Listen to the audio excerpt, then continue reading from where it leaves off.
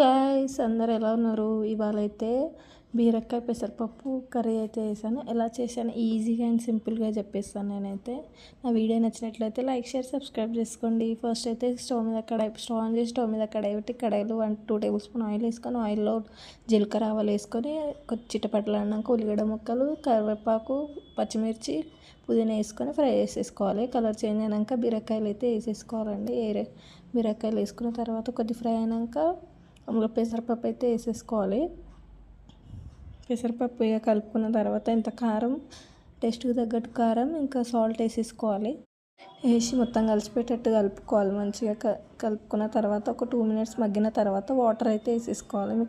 మీకు ఎంత అవసరం పడుతుందో అంత వాటర్ వేసుకొని కలుపుకొని మూత పెట్టి 5 to 10 మినిట్స్ దాకా ఉడకబెట్టుకోవాలి. అది ఉడికే వరకు ఉడకబెట్టుకొని ఇక మూత తీసి మొత్తం కలుపుకున్న తర్వాత అందులో ఇంత చాప్ చేసుకున్న కొత్తిమీర అయితే వేసుకోవాలండి. మీ దగ్గర ఉంటే వేసుకొని, లేకపోతే లేదు. చాప్ చేసుకున్న కొత్తిమీర వేసుకున్న తర్వాత కలుపుకొని స్టవ్ ఆఫ్ చేసేసుకోవడమే. నా వీడియో నచ్చినట్లయితే లైక్ షేర్ సబ్స్క్రైబ్ చేసుకోండి. Bye bye. Thank you.